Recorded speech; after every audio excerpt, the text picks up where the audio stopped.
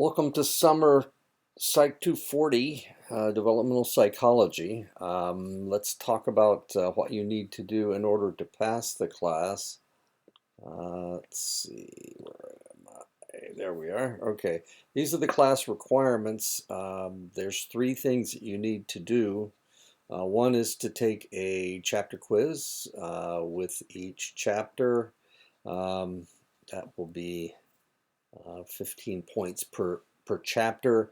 There will also be a library paper, 5 pages of text and 5 references, and that will be worth 100 points. And then the discussion questions will be worth 10 points apiece.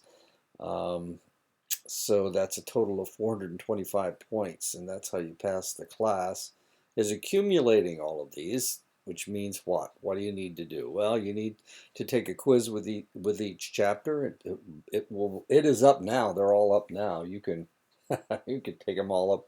You could take them all tomorrow if you liked, but of course I wouldn't suggest doing that. There is a discussion question with each chapter as well.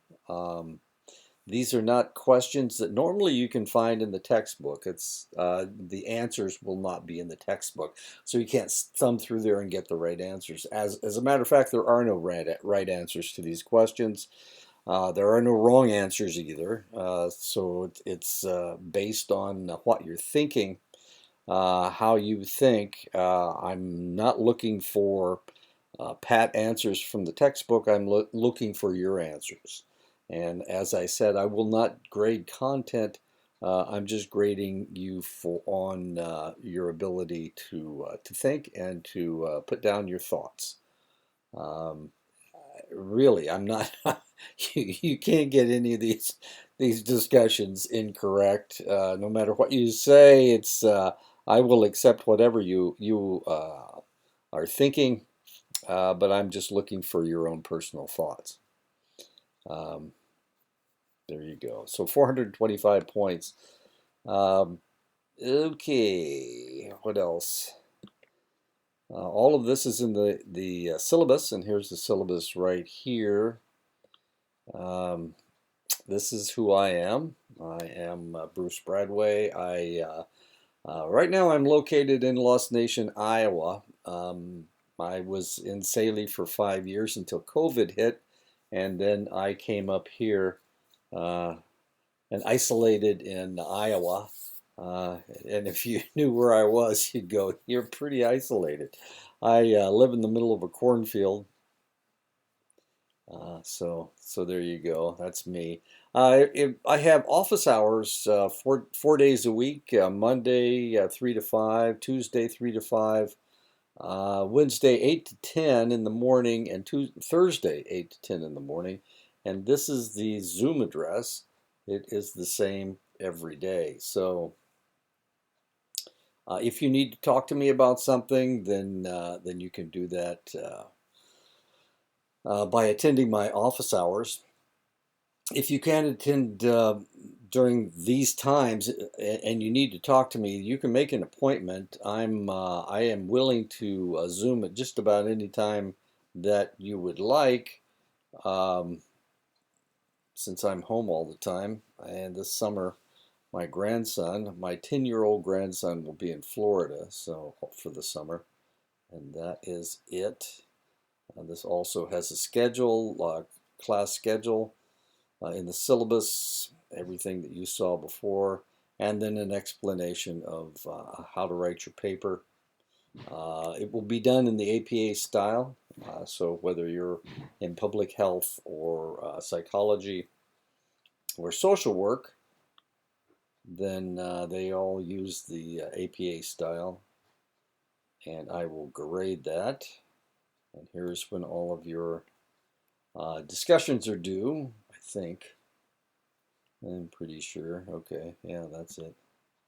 And there are rubrics for everything that you'll be doing.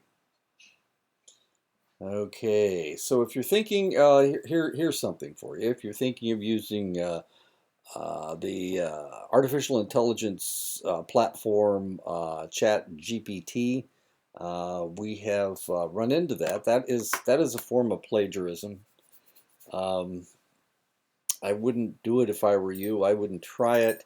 ChatGPT and actually all of the artificial intelligence programs have a flaw, and the flaw is that they sometimes make up their references. And if they make up their references, of course, it's kind of like lying. So that's one of the things that you're going to be doing, or that's don't do it. I'm telling you not to do it. I ran into a couple last semester, and I'm pretty sure I know what they look like. Uh, I'm an old English I'm an old English teacher, so I understand passive voice, and that's normally how they present the material in a passive voice. They also are very poor at finding references. Normally, they will leave off the DOI number. For those of you who have done this before, you understand what a DOI number is. That is required on an APA APA references, DOI numbers, but uh, the artificial intelligences leave them off. And the reason they do that is because sometimes they they make up their references, and so they won't have DOI numbers. And you can click on the DOI number; it'll take you directly to a database that has the reference. So it's very simple. That's a very simple thing to do. So I would say don't do it. I'm telling you not to do it. I can detect ChatGPT. The other thing that you need to know about artificial intelligence, and this is something a lot of people don't think about, but the reality is that artificial intelligence is supposed to accumulate information, and it can discern whether something's right or wrong. The problem with artificial intelligence is that it was created by somebody, and so the beginning structure of artificial intelligence is based on their thoughts and their understanding. Now, unless this person was a Dene person, then probably their thoughts are not going to be your thoughts. As a matter of fact, I was reading a paper last semester, and they were saying that, what did they say? Don't tell the fifth floor this, but it said that American Indians who assimilate to the white culture are happier than people and more resilient than people who do not. Which, whoa, that's probably not something that you would say. Anyway, this is the class, and this is what it looks like. So well, let's go ahead and get started. We're going to tackle one chapter today. This is an explanation of, well, let me see what else is here. What else did I leave here? Here's the APA format as explained by Professor Barber. There's the office hours, and you could go right to the Zoom meeting. If you do that, it doesn't work on my computer. I have to go in through the back door in order to get there. What else do I have? There's a Dropbox for the library paper. This is a biography, my biography, if you are curious as to who I am and where I am from. I have a long history of a lot of strange things. And the PowerPoints, and there's the quizzes. And all you have to do is click on them and take the quiz. So let's go ahead and get started with chapter 1. If you have any questions about this, just email me. My email is on the syllabus right here. There's my email. And I've been at Dene College for how long? 7 years. This is my 7th year. Well, it's actually, next year will be my 8th year. So I don't know. Is the summer? I don't know. Let's not count. Okay, so let me go ahead and get started. Whoops, wrong button. There we go. PowerPoints. There we go. Study of Human Development, Chapter 1. You're going to see pictures of my daughter and my grandson in just a second.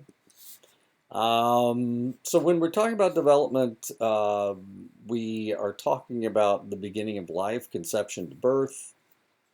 We're talking about birth to 1 month. That is when the baby is referred to as a neonate. This is my daughter. That is my grandson. And that is the father of my grandson right there. There he is again at 1 year. He was the happiest baby. He's 10 years old now, so he's not so happy. And there he is at 18 months as a toddler. You can see how happy the little guy is. He's not smiling in that picture. He's wondering what the world's going on. There he is at 3 years old. He's a preschooler.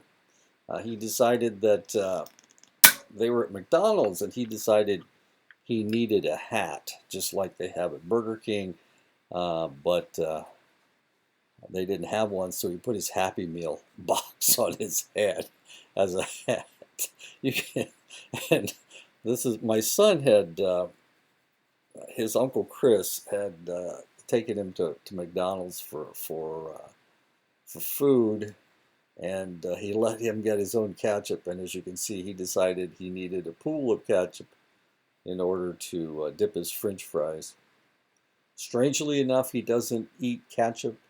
He does eat French fries, but he doesn't eat ketchup anymore. And he's got his Happy Meal. I'm not sure what that toy is. There he is at 8 years old, running in the Santa Run in Davenport, Iowa. He ran as a polar bear, as you can see.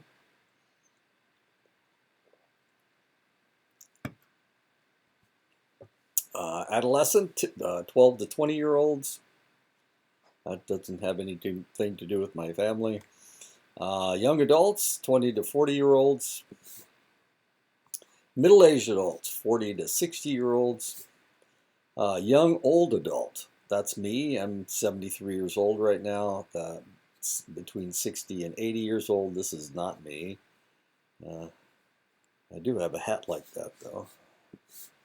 And the old adult is older than 80 years old. And this is an individual that's older than 80 years old. Looks like this is a mugshot, too. So, diversity of human development. Human development encompasses many different fields. It encompasses genetics. And of course, half of the genes come from the father, half of the genes come from the mother.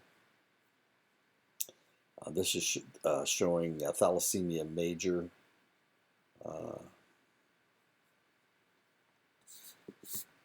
It also encompasses molecular biology. What this guy is doing is looking at a blood smear, and he's doing a CBC. That's not really molecular, but well, he's a lab tech. Neuroscience.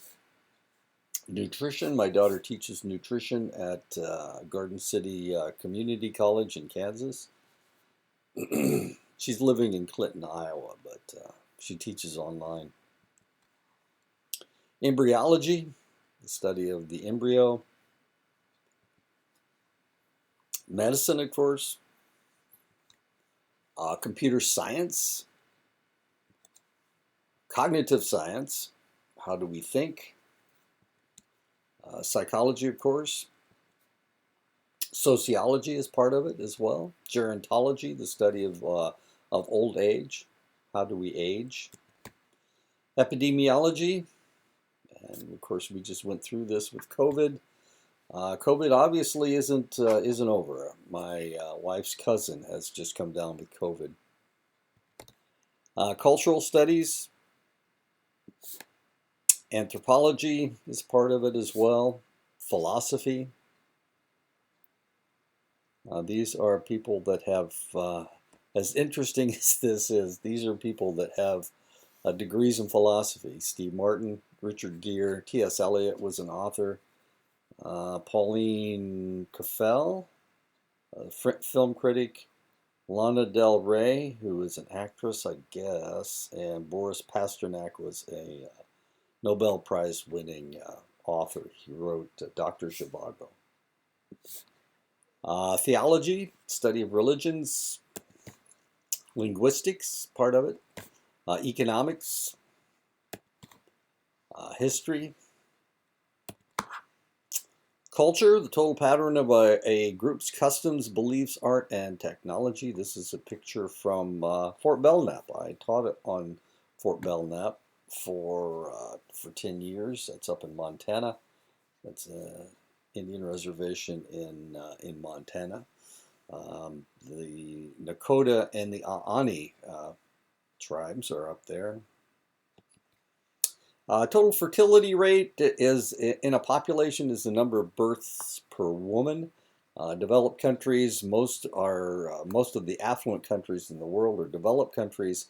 18% of the total world population lives in developed countries, which means that 82% live in undeveloped countries. Developing countries, less wealth than the developed countries, of course. As I just said, 82% of the world's population lives in developing countries, not undeveloped countries, but developing countries. This is a picture of an Earth Mother sculpture that they found at an ancient site. 2 reasons the United States follows a different demographic path. Total fertility rate is higher than most developed countries. Different if you go to Germany, you go to France, you go to England, fertility rate is lower. The United States allows more legal immigration than most developed countries and also has millions of undocumented immigrants. And this is totally different than anything that you see in other developed countries. So we are different from other places. Projected ethnic changes in the U.S. population in 2050. Right now, about 65% of the U.S. population is white. 16% are Latino and 12% are African American. You guys are right up here with the others. This 2% right here. This is when we had 310 million people in the United States. We now have 317 million, I think. By 2050, it is projected that the white population will only represent 46% of the population, and the Hispanic population will go way up to 30%. African American population will still be right there at 12%. The Asian American population will increase to 8%, and the other population, which includes the American Indians in the United States, will go up to 4%. But as you can see, we will increase to almost 450 million people in the United States. That's a huge, huge increase. Race ethnic profile for total U.S. And underage 16 population. This is how it has changed. In 2000, it was 60.8%. In 2010, it was 53.4%. In 2019, 49.95%, or 50%. It's under 16. And then the total population. And you can see it breaks it down into ethnic groups, racial and ethnic groups. 40% of the world's population lives on less than $2 per day. 80% of the world's population lives on a family income of less than $6,000 per year. Developed countries, 50% go on to tertiary education. Tertiary education is some college of some form. Developing countries, about 20% of children don't complete the primary schools. Primary school, and that it would be elementary school as far as you're concerned.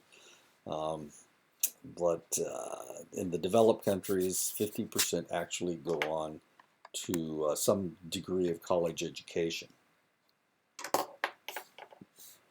Individualistic cultures value such things as independence and self expression. Collectivistic countries such as Japan or China, Malaysia, India, their cultural values such as obedience and group harmony. That is more important than the individual ideals.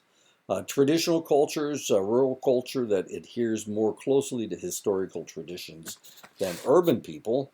Globalization is a word that refers to increasing connections between different parts of the world. And of course, globalization is taking place. Um, the last couple of elections, there have been backlashes against the concept of globalization. They want us to. There is a select portion of the population that wants us to reject the idea of globalization. Developed countries, 18% of the world's population. As you can see, it is this flesh-colored area. Australia, Europe. Whoops, I just jumped right off there. Okay, Europe. That is Turkey right there, and that's Greece. Australia, New Zealand, Japan. That's South Korea. That little chunk right there. The rest of the world is the developing countries, all of Africa, most of South America. As you can see, Chile is the only developed country. Mexico is a developed country. The rest of Central America are developing, as is Cuba. That's Iceland. This is Greenland. Ooh, maps. I like maps. Majority culture sets norms and standards. In the United States, the majority culture is the dominant white culture. Contexts are settings and circumstances. Socioeconomic status is the social class, including your educational level, your income level, and your occupational status. Gender are expectations of male and female roles in a society. Ethnicity has to do with cultural origins and traditions, race, religion, and language. Worldwide variations in population and income levels. As you can see, the darker it is, the more developed you are. That's Turkey and that's Greece. And all of Europe is developed, as is all of North America, including Mexico. Chile is developed, as is Australia and New Zealand. This little chunk of land right here is Tasmania, actually. This is Indonesia, this is Malaysia, India, and China. This is a huge chunk right here. One of the major arguments in psychology and biology are genes more important in dictating behavior than the environment within which someone grows up? This is the nature versus nurture debate. So which is more important, your genes or your environment? That's the question. Continuity is the continuous, smooth progression of a developmental phenomenon across a lifespan, such as friendship that starts at Head Start and lasts into adulthood. Head Start and adulthood. They're headed to the beach. Discontinuity is where there are abrupt shifts in development. Puberty and sexual maturation is such a discontinuity. While people grow from infancy to puberty, the change in adulthood tends to be fairly abrupt. And as you can see, this is how women change, and this is how men change. And it is fairly abrupt. The difference between this individual and this individual is quite great, as is this individual and this individual. For one thing, these two individuals can reproduce, and this individual can't. Universality refers to the same things happening to everyone at the same time in the same way. Puberty hits everyone about the same time. The ability to learn hits everyone around age 5 or 6, and it lasts a lifetime. So if you go to China, then you will see their education beginning at about age 5. It's the same way in the United States. It's the same way in Europe, same way in South Africa. In South America, no matter where you are, the learning usually starts about age 5. And this is an elementary school class from a long, long time ago. You can see the diversity in the class, the people in the class. This is junior high. You can see the girls are tall. Some of the boys are pretty short. This is a class from New York City. Queens it's one of the boroughs of New York. And this is the Brecksville High School of 1959. And you can see all the differences in their clothes, for one thing. Look at all those kids all dressed up to get their picture taken. These kids, maybe not so much.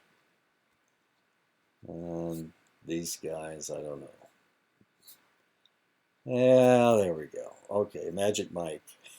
I only know 2 of these guys. This is Channing Tatum, and that's Matthew McConaughey, showing off his triceps. And this is a college class.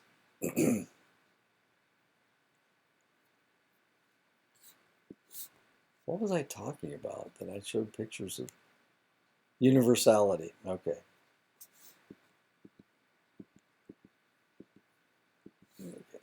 Context-specific development refers to the fact that differences in people may have to do with the environment in which they develop. This theory purports that there is a complex, intricate interaction between the individual and their environment that may change the outcome. And of course, these are children working.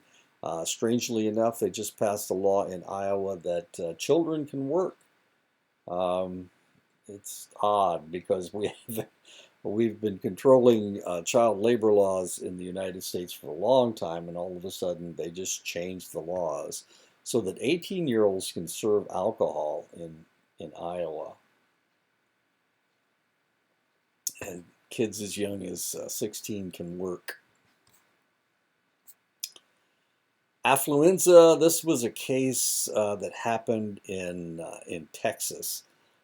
This individual got drunk, and he wrecked his car into another car, and he killed 2 people. He was underage. He was driving at age 15.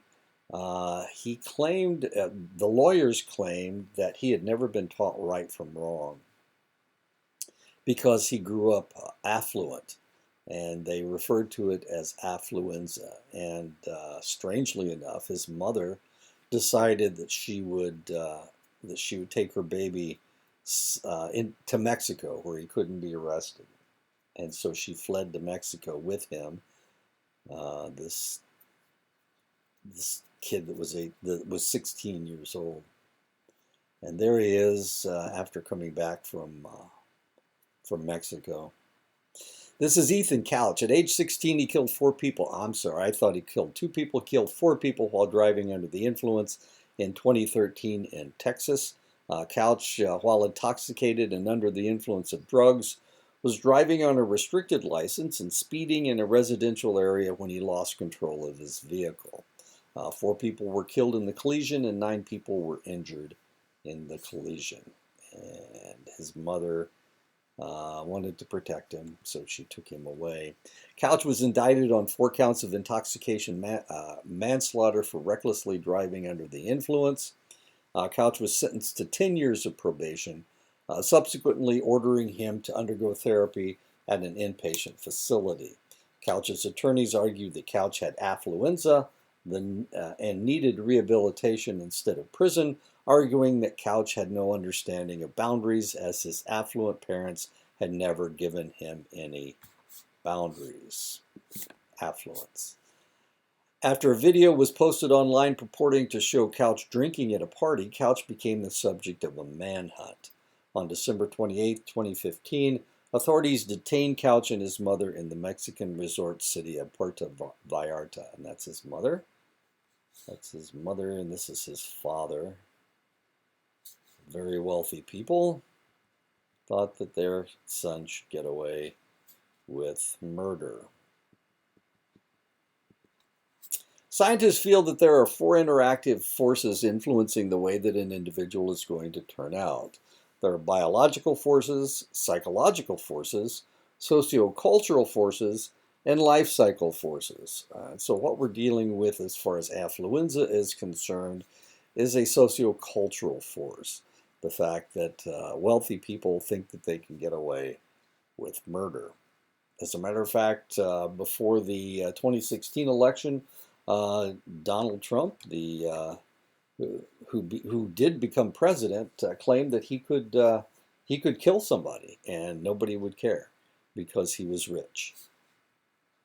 And as it turned out, he broke several laws, and he still seems to be breaking laws. And there are uh, the Justice Department seems to be trying to crack down on some of his more outlandish stunts that he's been pulling lately. Biological forces. These forces include genetic factors such as height, weight, longevity, sensitivity to environmental factors, health-related factors such as being exposed to different pathogens, or the consumption of toxins such as alcohol, tobacco, and drugs that might deplete one's immune system. And these are biological forces. The reality is you're going to live, your biological forces tell you that you can potentially live to be a certain age. The more things that you do to deplete that, the shorter period of time that you're going to be able to live. So the more tobacco, alcohol, and drugs that you consume, the potentially the shorter a period of time that you will be able to live. Psychological forces, these forces include the way that we see the world, our perception. It includes our cognitive capacity, our intelligence. It includes our personality and the emotions that we bring to our interpretation of the world. Sociocultural influences. The sociocultural forces involve the world and the people around us, influencing how we develop our culture, our society, and ethnic factors. Life cycle forces, people change as they age. Life cycle forces will have different influences at different times of a person's life. For example, a pregnant teen will have different concerns than a woman who is pregnant in her 40s. And actually, my daughter had my grandson when she was 42 years old, I believe, or 43. And this is, of course, a teenage pregnancy. He's bragging about the fact that he is the father. Theoretically, it says, "Trust me, blondes are more fun." I think that's what it says. And she is obviously pregnant. And she's obviously quite young. I think she's got her shirt pulled up. Well, maybe not. I don't know. Anyway, this is kind of interesting because, well, you can see the belt buckle. He's a Cubs fan. So interesting picture. The first theory that tried to explain human development was the evolutionary theory of Charles Darwin. Darwin looked at biological processes and attempted to explain how humans adapted to their environment. Darwin felt that all creatures, including humans, must maintain a fitness for the environment that they live in or adapt to fit the environment. Adaptation merely means change. It doesn't imply progress or improvement. It means adapting to what you need to be. And this is an example of a house being swept into the ocean. And of course, where I live, we have no ocean. You guys live where there is no ocean, so you wouldn't have to adapt to this environment. But we're all adapting to computers. It says, "Sorry, Ethan, but in the world of video game tournaments, it's survival of the fittest, and you just don't have the genes." So he's a muscular fellow, but he can't survive in a video game tournament. He's not overweight. He doesn't have asthma. He doesn't have carpal tunnel. So obviously, he's not going to be able to survive in that environment. Psychologists today have adapted Darwin's theories into a field known as evolutionary psychology or sociobiology. They see genetics as the prime driving force in social behavior. They do not discount the interaction between heredity and the environment. Changes in brain size in early humans. This is the early hominid. This is later on, humans evolved to have a much larger brain. This individual only had 440 cc's of brain matter. This one had 1,000 cc's, and this is modern humans. We have about 13,000 cc's. Actually, it's 1350. Now, strangely enough, we don't have the biggest brains of all the humanoids that have existed. Neanderthal man had an average brain size of about 17,000, or 1,700, I'm sorry, 1,700 cc's. cc is a cubic centimeter. The ultimate goal of all individual behavior and developmental change is survival of their genetic material. All organisms adapt their behavior to ensure the survival of the basic elements of life. Sociobiologists look at different aspects of social behavior to determine if it is adaptive. Altruism, sacrificing yourself for somebody that is in your genetic pool. Competition, men competing for reproductive rights. Socialization, being able to live within a society. Mating behavior, which is theoretically what's going on here. These three men are hitting on this young lady. And communication, of course. And today we have, our communication has changed. It isn't just face-to-face talking to people. It's also on computers, so we can communicate with people around the world at a moment by moment, on a moment by moment basis. So communication has changed a great deal.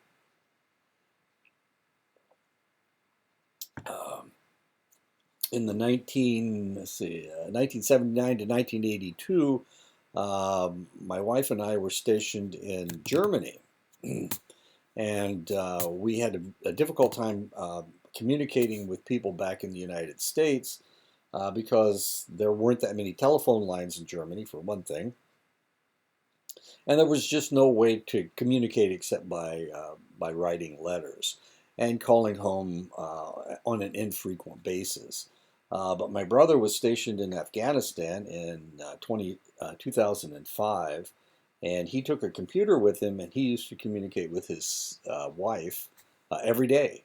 Every day he emailed his wife, and they would email back and forth. They would talk to each other back and forth, something that we couldn't do in the late 70s and early 80s because, for one thing, there was no internet. There was no internet, and computers were the size of desks. So that was just impossible. He had a laptop that he took to Afghanistan with him, and he was able to communicate with his wife on a daily basis, which made his deployment a little bit easier than it was for us in Germany in the 70s and 80s. Ethology is the study of how innate behavior and hereditary factors influence developmental changes.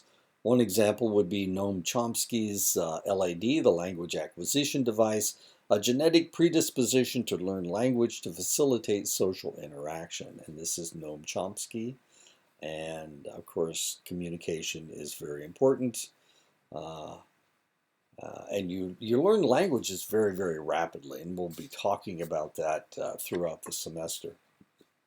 Another example of the ethology would be Konrad Lorenz's work showing that inducing the mothering instinct in a species leads to survivability in the offspring, mothers being protective. And this is, Lorenz was able to be around when these ducks were hatching, and they identified him as their mother, or identified him as the individual that needed to protect them. An example of Lorenz's work is research that has found that when women are shown pictures of a baby, they have greater pupillary dilation than men do. Eckert Hess in 1962 concluded that women may have a greater biological predisposition to respond to babies. Psychodynamic theory, the first developmental theory was the psychodynamic theory. Psychodynamic theories view the individual as solitary against the rest of the world. The first psychodynamic theory was Freud's psychosexual theory that purported that man developed due to sexual drives, the psychosexual developmental theory. Erikson refuted Freud and said that humans were driven by social needs, the psychosocial developmental theory. And this is Erikson here, and this is Freud. And Erikson actually worked with Freud in Vienna, and then he came to the United States. And of course, people don't like to think of humans as driven by sex. We would rather think of them as driven by society or driven by logic, but Freud makes a lot of sense. He certainly made sense for the 19th century when he developed his theories, and early 20th century. The first stage of psychosexual theory is the oral stage, when a baby's focus must be on its mouth, or it will starve, of course. The first social crisis, the psychosocial theory is in the psychosocial theory, is trust versus mistrust. That must be resolved at birth.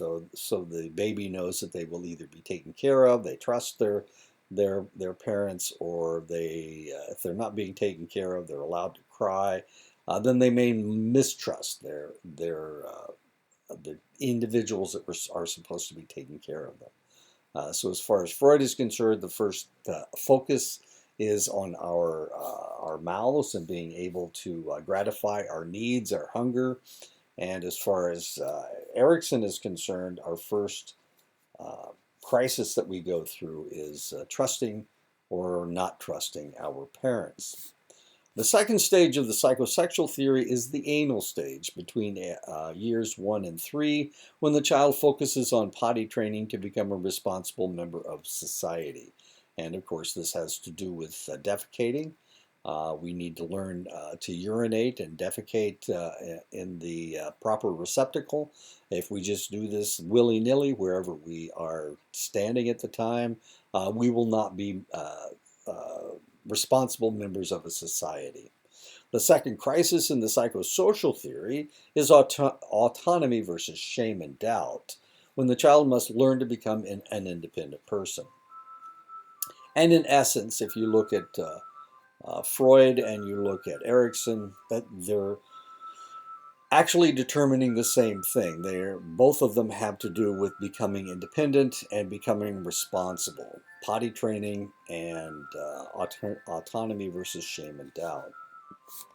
The third stage of the psychosexual developmental theory is the phallic stage, between ages 3 and 6, when the child realizes that they are either a boy or a girl. The third crisis in psychosocial theory is initiative versus guilt, when the child learns to try new things or they don't. And if they don't, of course, they're going to have a difficult time in life becoming an independent person. The psychosexual theory, of course, this assumes that there are only two genders.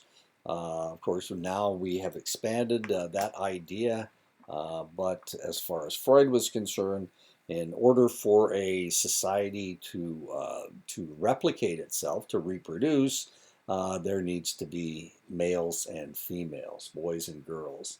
And it is during this stage, between age 3 and 6, when you realize that you're either a boy or a girl. Or as there was a movie, was it Kindergarten Cop? There's a little boy who said, boys have penises and girls have vaginas. And of course, that's really what we're talking about. The fourth stage of Freud's psychosexual theory deals with a time of sexual complacency from age 6 until puberty, called the latency stage. The next crisis in Erickson's psychosocial theory is industry versus inferiority, in the same age range when the child learns to compete against the people in their class, the people, their cohorts, the people uh, that they are around every day in school. Freud's last stage is the genital stage, when the individual emerges as a reproductive being. Erickson's adolescence crisis is identity versus identity confusion, when teenagers try to discover comfortable persona for the rest of their lives. And of course, if you're ever around teenagers, they're always trying to figure out who they are and what they want to be. Do they want tattoos? Do they want piercings? Do they want to go to college? Do they want to smoke pot and sit home and play video games all day long? This is identity versus identity confusion. But the psychosocial theory continues throughout the rest of the individual's life. Erickson's next crisis faces the question of marriage or bachelorhood, intimacy versus isolation. The middle adulthood crisis that Erickson feels that people go through is generativity versus stagnation. During this crisis, the individual has to decide whether to help and mentor the younger generation or maintain a selfish lifestyle. Erickson's crisis continues right to the end of life. The last crisis an individual faces is integrity versus despair. Does one see one's life as satisfactory or a failure? Learning theory is considered a theory that is part of development because it explains how people gain knowledge and experience. B.F. Skinner and John B. Watson suggested they could change a child's behavior through conditioning. And this is B.F. Skinner, and this is John B. Watson. That's him when he got kicked out of Johns Hopkins University. He got kicked out of he was teaching at Johns Hopkins University. He was having an affair with a colleague's wife, and he got caught, and they kicked him out, and he became an advertising executive, as weird as that is. Anyway, that's John B. Watson, and this is B.F. Skinner. Behaviorism, Watson theorized that children could be conditioned into anything you wanted, but Skinner actually proved that he was right. Skinner developed the Skinner box for use with animal subjects that was eventually expanded into a human version, and this is the human version of the Skinner box. The human version of a Skinner box is a form of a crib that never caught on. Luckily, it never caught on because this is what a Skinner box actually looks like. You can see in when the baby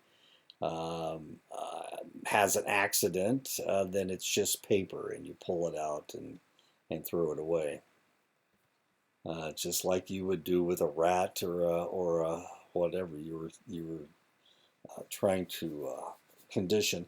Skinner uses rewards and punishment that he referred to as operant conditioning. Rewards and punishment. Skinner felt that by reinforcing or rewarding a behavior, a controller could increase the likelihood of the behavior occurring again. On the other hand, by punishing a behavior, the controller would make it less likely to occur again. Social learning theory, developed by Albert Bandura, Bandura felt that people learn and copy people who are around them through imitation, which he referred to as observational learning. Bandura feels that people construct themselves through rewards, punishment, and imitation, then view the outcome as self-efficacy.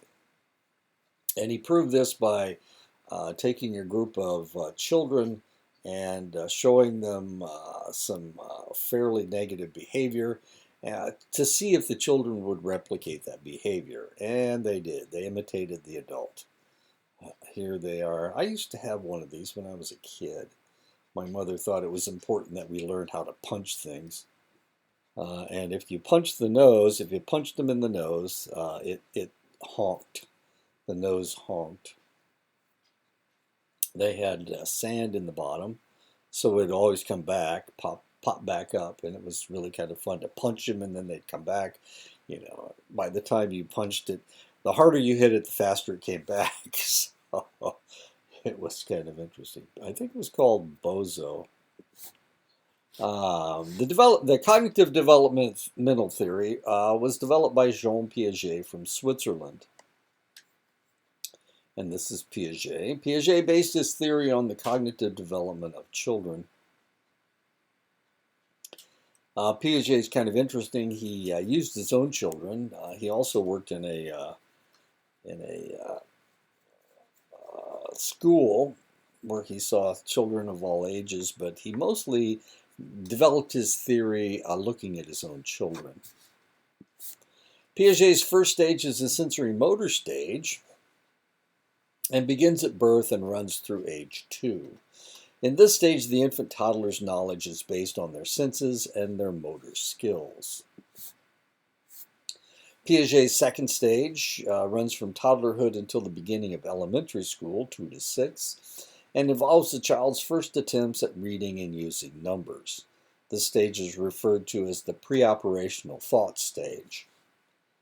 Now, if you notice, Piaget, Erikson, and Freud, all of their stages match. The third stage runs from the first grade through the junior high school and involves the continued maturation of applying experiences to the logical operations of their knowledge base and is referred to as the concrete operational stage. The last stage, the formal operational stage, thought stage, begins in early adolescence and runs through the rest of the individual's life. This stage involves the ability to think abstractly and deal with hypothetical situations. So while Freud was looking at how people react to their reproductive needs, and Erikson was looking at how people reacted to their social needs, their social crises. Piaget was looking at how the brain developed, and all of them pretty much, I mean, the three of them actually agreed to a great extent. And this is Harry Potter, of course, who's not nearly as popular now as he was when I first put this PowerPoint together. Vygotsky's theory. Lev Vygotsky was a Russian psychologist who felt that the environment dictated what and how a child should be taught. Vygotsky's sociocultural theory saw beliefs, customs, and skills of the culture being passed from adults to the young. This included formal education.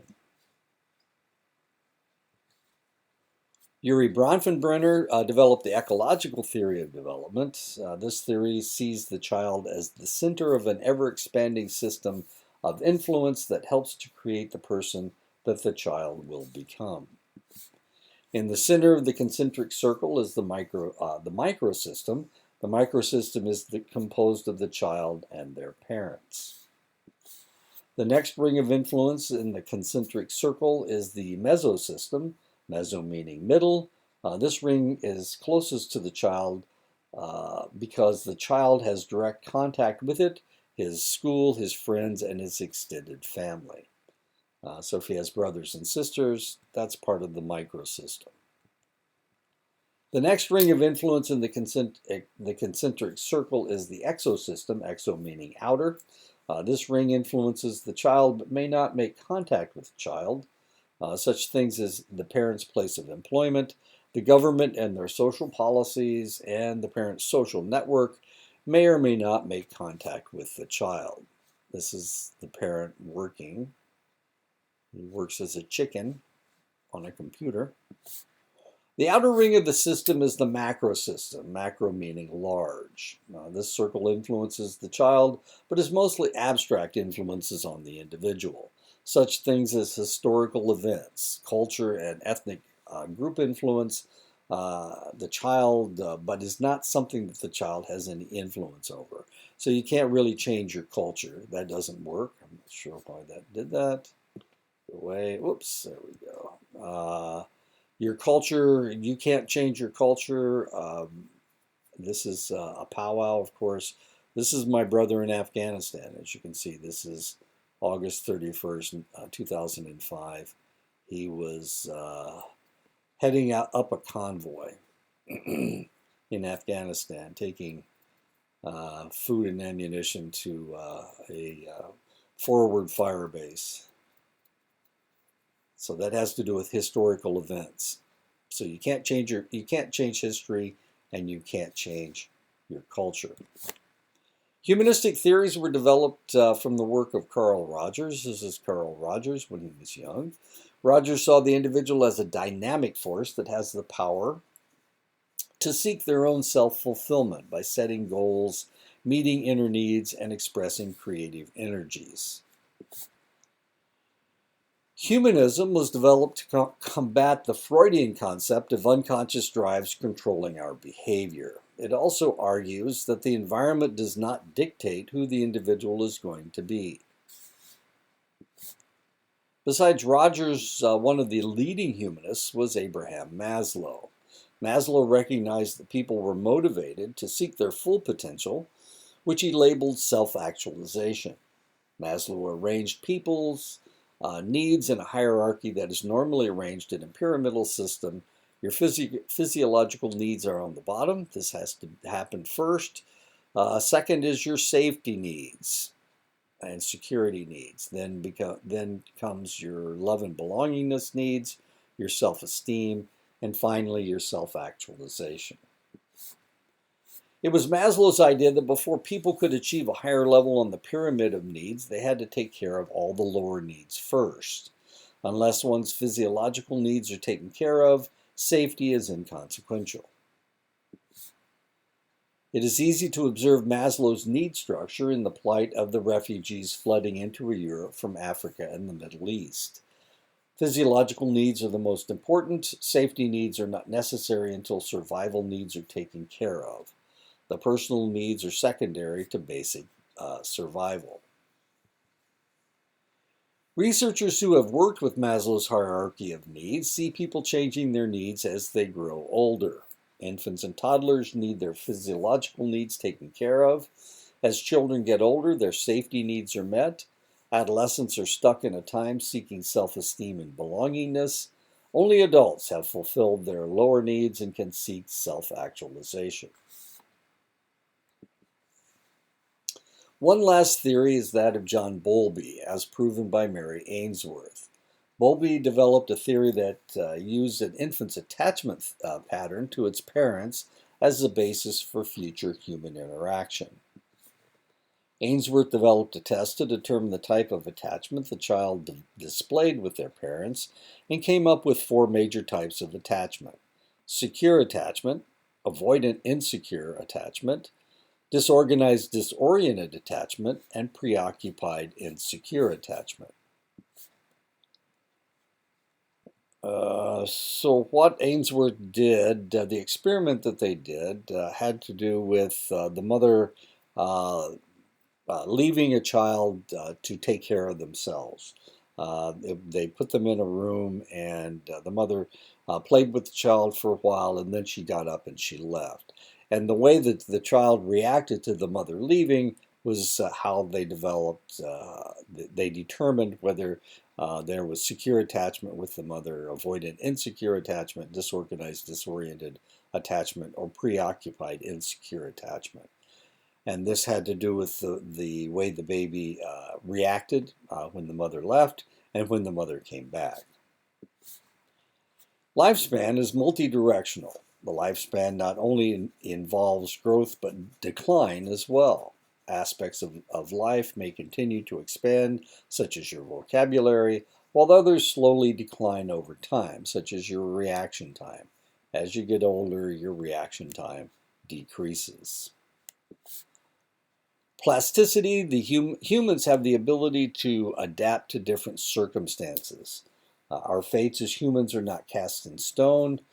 We have the ability to optimize our time or to truncate it by doing something such as smoking. And this is an artist's rendition of a woman who doesn't smoke and how she ages, and a woman who does smoke and how she ages. And as you can see, uh, at uh, at 70, the woman who didn't smoke, her skin is much better. Her hair is not as brittle, so you're much better off staying away from tobacco.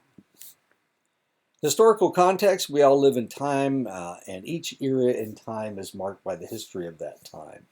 While our parents lived post-Vietnam and 25-cent gallons of gas, you are living through 9/11, Iraq, and Afghanistan, and $4 gallons of gas. And of course, this is World War II, and this is Afghanistan. That's my brother again, and he's this one right here. How do I know my brother? He's the one with the pistol because he was an officer. And the rest of these guys are enlisted personnel. They don't get pistols.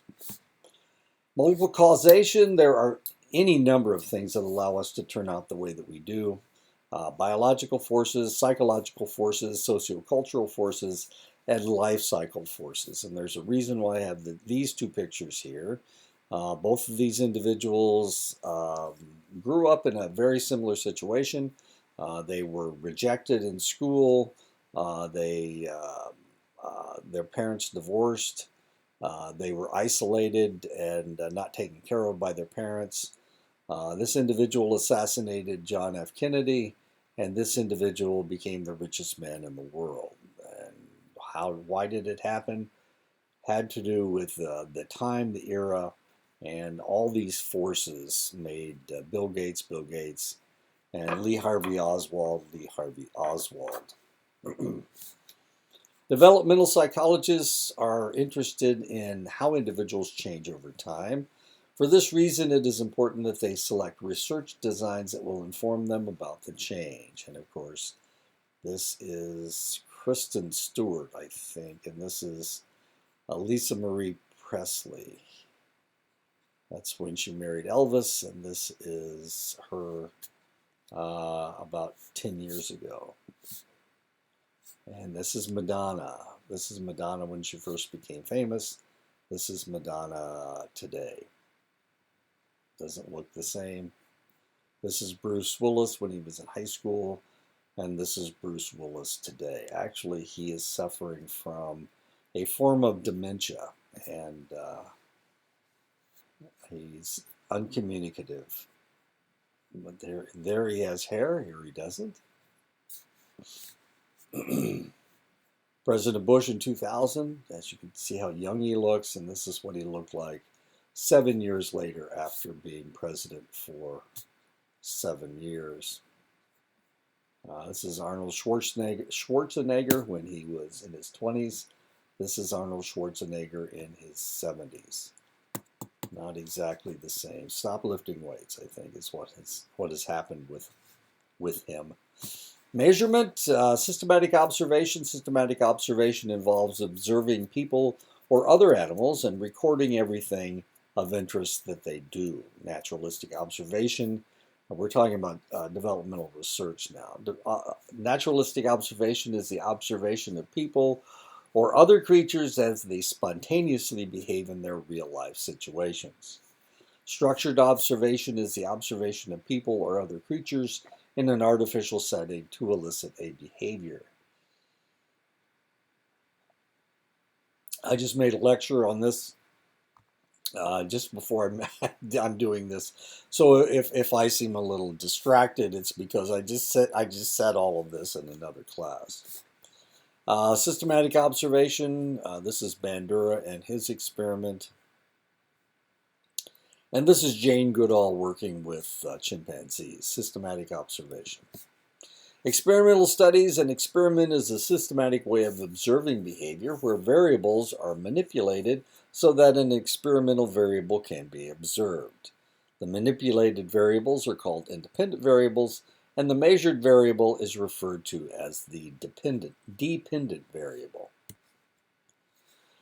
Another method of accumulating data is to have people answer questions or record their thoughts. This can be done with surveys or with diaries. Physiological measurements are measurements of physiological activity using various forms of instrumentation such as EEGs, PET scans, and MRIs. This is a PET scan and this is an MRI. I think it is. Yeah, that's the way it is. Once the researcher selects a method of testing, they must show that it is reliable and valid to be used on this population. Reliability refers to the test's ability to measure at the same level on a consistent basis. Validity refers to the measurement actually measuring what they are supposed to measure. Research is generally done on a large number of participants to increase the acceptance of the results as generalizable or to a larger population. The population is the total number of people who qualify for the research. The sample is the number of people who are actually in the research from the population. So if we were going to do research on the Navajo Nation, all the people on the Navajo Nation would be the population, and the individuals who actually took the test would be our sample. Correlational studies. In a correlational study, a researcher investigates the relationship between variables. The results of a correlational study are normally measured by calculating a correlational coefficient or plotting the relationship along an axis that runs from +1 to -1. So it is a total of 2. -1 is 1, and +1 is also 1, and if you add them together, you have 2. So the closer they are to 0, the less the correlation is. The closer they are to either -1 or +1, the stronger the correlation is. Longitudinal studies involve observing and or testing the same individuals or groups at various times over their lifetimes. An example of a longitudinal study would be the Kauai longitudinal study by Werner and Smith. These two researchers began following at-risk babies born in Kauai in 1955. The research continues to this day. It's been 67 years, and they are still working with this. Smith is no longer alive. Werner is. Werner was teaching at the University of California, Davis. I used one of her measurements when I did my own research, and she was kind enough to allow me to do that. But longitudinal studies such as Werner and Smith do have their problems because the individual takes the same test over time. The practice effect comes into play. It is terribly expensive, and the researcher must be supported in their research, even though this one's been going on for 67 years. Cross-sectional studies are also measured people at different times of life, but instead of following the same people over time, in a cross-sectional study, people of different ages are measured at the same time. Cross-sectional studies tend to be affected by differences between age groups. This is referred to as the cohort effect, as people raised in the same era are likely to have similar ideas. And I took my grandson to Kohl's the other day, and we were listening to music. We were listening to the music, the canned music that was coming out. And I said, I don't like this song. And he said, you don't like any music that was made in this century. Of course, he was born in 2012. And he's right. I like music from the 20th century rather than the 21st century. So he noticed the cohort effect, the fact that I like older music and he likes new music. I can't say much for his music. Anyway, there you go. We're done with this chapter. There we go. So if anybody has any questions about anything, you can email me, or you can attend my office hours. You don't have to attend the office hours. You can just email me if you want. But I am available a lot because I am old and because my grandson is a modern person, and I live in the last century. I don't really check my telephone very much. My daughter reads her emails on her watch, That's strange. That's so Dick Tracy-esque. You guys don't even know who Dick Tracy is. Anyway, that's not important.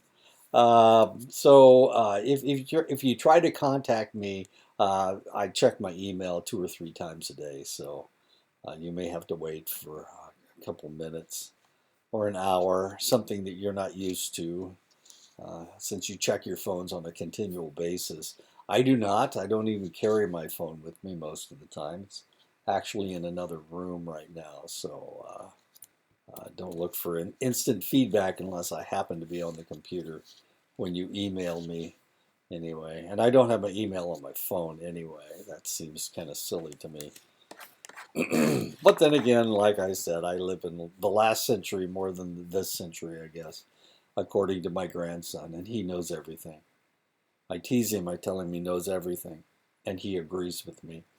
Okay, so if anybody has any problems, give me a call. If you don't like the some of my pictures, just tell me and I'll change them. So, talk to you next week.